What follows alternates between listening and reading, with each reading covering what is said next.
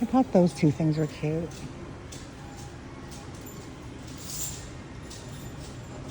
Rolled body though, for me. I don't know if I'm gonna resell that. Pick this up for Daniel. Don't know if he wants it. I just messaged him on Snapchat.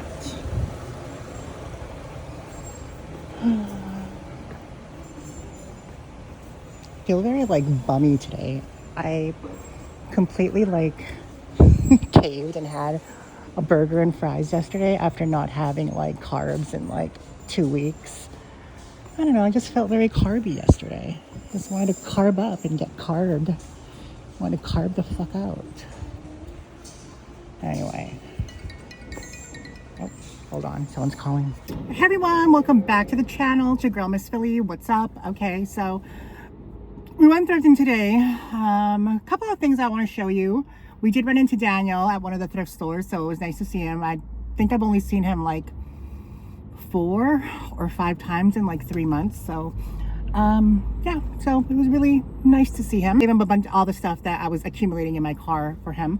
And then I went thrifting and I found 2 more things for him. So I'll give it to him next time I see him again. And okay, so what did we find so far? Not really much, to be honest. Well, okay, hold on. Hold on. So we found this Pharmacy Daily Greens for $2.99, $3. I like Pharmacy. Pharmacy is a really good brand.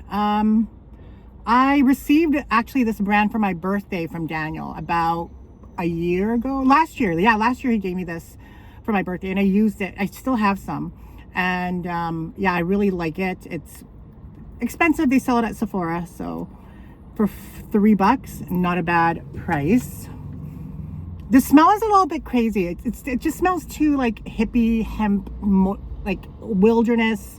I don't shave my bikini line kind of smell, but it smells like expensive. So I don't know. I do like their Halo. Is it Halo from Pharmacy? I think they have too. This is an oil-free gel moisturizer. So probably the papaya is giving me that kind of very pungent wilderness smell. We got that, and then we picked up this. Well, actually, Daniel gave me this because he's like, do you want this? It's Sony Sports Walkman CD player. I don't know if it works. He didn't know if it works. I'll test it at home and see if it works. So, yeah.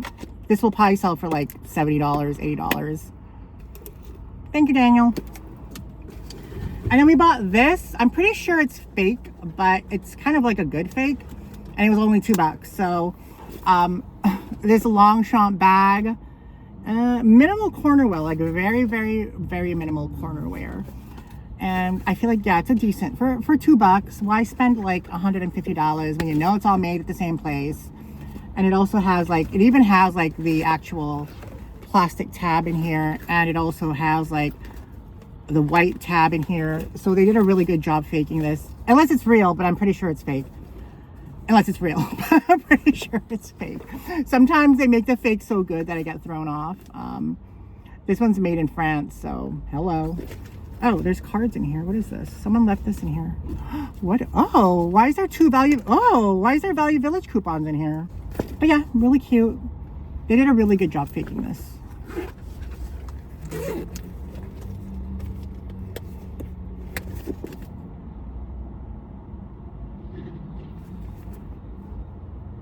Yeah, it's like even this, they did a good job. It says original something. Usually it'll say like Zhuangzhong or some Asian shit on it when they fake it, like a bad fake. So this is like a really good fake, unless it's real. But again, I'm assuming it's fake. There we go. And then this was kind of a cool find, guys. A little bit expensive, but I feel like it's worth it. They had it listed for $170, but they marked it down to $80, I believe. These Dior sunglasses, they are bomb.com. I'm not even fronting. They are so nice, guys. They're pink lens. Like, look at them. And they're big pink lens. Frameless. Hello. What? Big boobs. Skinny. Beach. Miami. What's up? Isn't that like, hello? Isn't that like come fuck me central? These are called the Dior Color Quaker sunglasses, and the serial number is etched right underneath the lens here. They're obviously made in France. They're in really good condition. Small little marks on the lens, but nothing crazy, like nothing deep and nothing that affects your vision. But I love these. But I did pay an arm and a leg for it. So what did we pay? Hold on, I have the receipt in here. Oh, it was $90. $90, which I think is worth it, because these sunglasses I think are like $450, $500 retail. It's nice that it came with like the little card too. So a luxury piece that we are happy about. And then the last thing that we got was this Michael Kors bag. We paid, is it $13? I can't remember. Maybe 13, maybe $14. I don't know, but a really good price for this. I believe this is called I forgot what it's called, but it's a discontinued style. It's in the Saffiano leather. It's a little dusty, but I mean, it's in really good condition. Someone definitely, usually they would price this at this Value Village, they would price this at probably like $50 usually. So probably a new person who is working and pricing. But yeah, I am happy about that.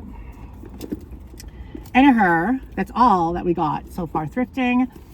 I'm going to call it a day. I think I'm going to call it a day.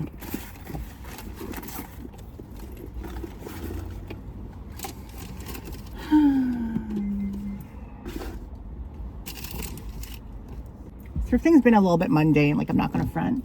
Thrifting has been just not fun. Like it's just not fun anymore. I don't know, maybe because like when I thrifted with Daniel, it was just fun and you know, it was someone to talk to. But when I'm in the car, I'm just literally like either like listening to a podcast or listening to music.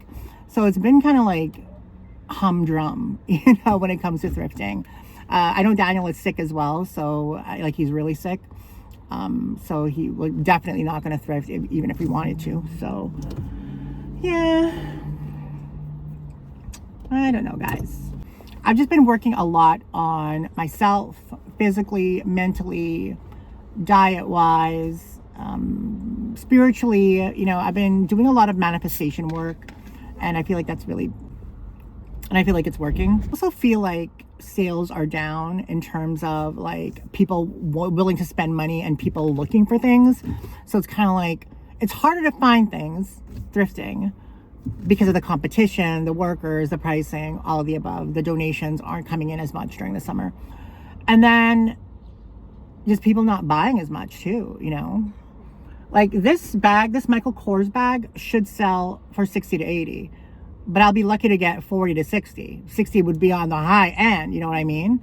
And that bag probably retailed for $220. Then they would have like a 30% off, 20% off on top of that. So it'd still be like a $150 bag. So to get it for like 40, I feel like people are robbing me. I feel like I'm being robbed, okay? And I hate when people say it's the reseller's fault that, you know, thrifting has been just so mainstream and there's just so many thrifters out there. I believe that to an extent, but at the same time, I don't, you know. The thrifting like community has changed in a sense of it's not really for the needy anymore, you know, or at least they separate the needy stuff from the reseller stuff at the thrift store. If they see a Michael Kors bag, they're going to price it for $50. Some Salvation Army prices it at freaking $80, $100, you know. That's not needy. So they're not contributing to, you know, that as well. Yes, resellers come in and like we get stuff that we can sell, but I feel like we're also contributing to the economy in terms of like, you know, things not being sent to the landfill, also working ourselves. Like this bitch could be on fucking welfare. I could quit thrifting, close my business down, apply for welfare. Would you rather I do that? The people who have something to say about resellers? I don't think so. Okay. Anyway, but the thing is too, I really want to like, I love thrifting, but I don't want to make it my full time anymore. Like I do in a sense of, I don't want to rely on it, I guess is what I mean. I don't want to rely on thrifting as income.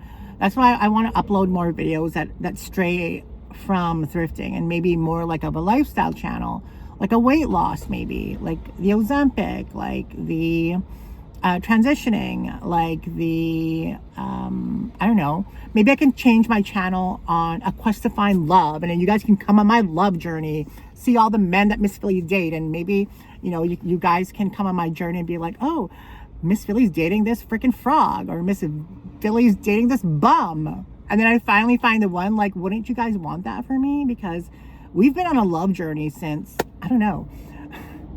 I think we've been on a love journey since, a weight loss journey since, I started YouTube in 2008. So we've been on a weight loss journey since then. And then we've been on like a love journey since, I would say, 2016, I want to say, that if you guys have been along that long. You know, I do feel like, though, that I did have a really good love story with Dave. And I feel like under the right circumstances, we probably would have ended up together. Probably. But, you know, he was my best friend, and we just had a really strong bond and connection together, you know, something that really is a once in a lifetime connection. It was just a lot of things, a lot of mental, psychological things between the both of us. And, you know, just my situation, him being like a old school Gen X, you know, and all of his life experiences. But I mean, I feel like the bond that we had and the things that we did kind of solidified the fact that, you know, it was more than just a friendship. And it's and his anniversary is coming up of his death 2 years ago, so is bringing up a lot of nostalgia and memories for me, and it's making me think about him a lot too, because I feel like he's probably the one that got away, you know, in terms of someone I could have been in a very long-term serious relationship with, and someone I just connected really well with. And I get scared sometimes that I'm not going to have that again, that I'm not going to experience that with anybody else, that you know, it's hard. I've been online and have online dating profiles, and it's just not for me. I don't want to meet someone online. I feel like it's so, I feel like if you meet your partner, like, and no offense to anybody who's met their partner online, I just don't want to meet my partner online. I just don't feel like it's organic. I feel like it's mostly forced. I want to meet someone in person, someone that I run into, someone who comes up to me out in the wild, someone that I meet, you know, maybe I go to like Value Village all the time, and I see a guy, and we start talking, and then we develop, you know, a friendship and a connection. We hang out, and maybe we start like that kind of, you know, thing. Or maybe like I take a course, or maybe I start working out to the gym, and then some guy comes up to me, you know, like I want to meet someone like that. I want to meet someone old school like that, not some online bullshit. Anyway, that's my story, and I'm sticking to it.